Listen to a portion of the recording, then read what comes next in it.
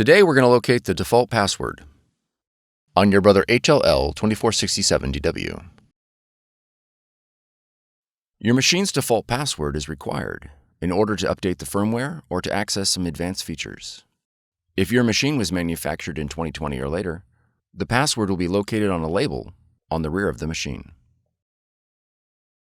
Your password will be the characters to the right of PWD.